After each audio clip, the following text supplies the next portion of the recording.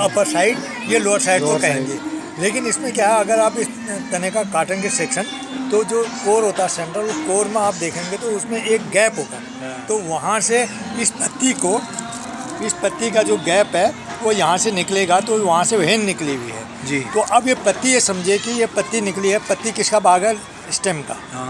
Stem का भाग है, तो ऐसे निकली है पत्ती, ऐसे निकली है ना पत्ती है, ऐसे निकली है। तो स्टेम का भाग है, ऐसे निकली है।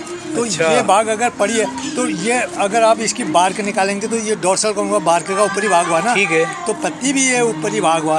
अब आप देखिए हमारा है, मैं आपको बताऊँ, ये जैसे एक पत्ती निकली, हमारी हड्डी कहाँ से निकली? यहाँ से निकली, जॉइंट है। तो ये निकलेंगे, डोर्सल ये होगा, वेंट्रल ये होगा।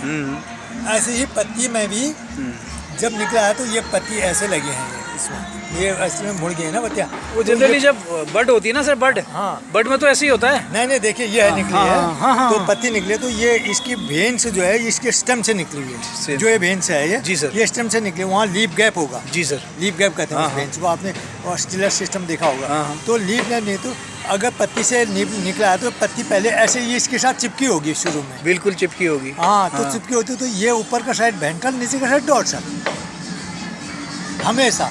तो अब इसमें क्या बता रहे थे वो, मतलब ये क्या ये अपर कहने, इसको डोर्सल कहने वाले, इसको वेंट्रल। अब वो कुछ लोग कहते हैं इसको डोर्सल। मैंने कहा डोर्सल कैसे हुई, समझाओ कंसेप्ट है। वो कह रहे हैं इसमें वेन से है, जैसे हमारी रीढ़ की हड्डी है वो वेन से, ये कहते हैं।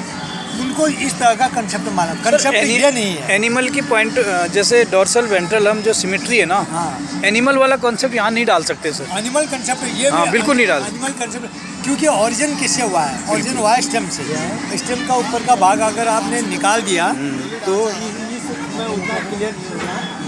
मैं आपको उस वाले भाग में दिखाऊंगा, वहाँ पर वो लगा रखा ना टेबल में, उसमें बताऊंगा। तो प्लांट है वो, हाँ, प्लांट नहीं भी है तो उसे समझ जाएंगे। समझ जाएंगे सर। Thank you sir. तो वो है, तो इसलिए डोर्सल भाग वो हुआ जो पत्ती से निकला। ये देखिए, ये वेंट्रल है, ये पत्ती है, ये पत्ती निकली है, तो ऐसा ये डोर्सल हुआ, ये वेंट्रल हुआ, क्योंकि स्टेम से लगा हुआ है ना, स्टेम से लगा हुआ है, और स्टेम से लगा है, तो ये ऐसे निकला, तो ऐसे पत्ती निकल गई, तो ये डोर्सल।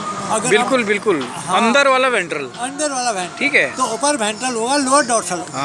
ये कंसेप्ट है इसमें। आप अगर देखेंगे तो इसको डोर्सल कहा जाना चाहिए। ये नहीं, डोर्सल ही हुआ है।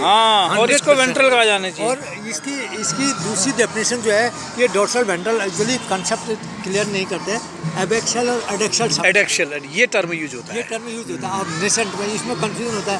तो एडेक्सियल डोर्सल हुआ, एबैक्सियल वेंट्रल हुआ, ये कहने लग गया। तो इसमें भी अलग अलग प्रकार का है।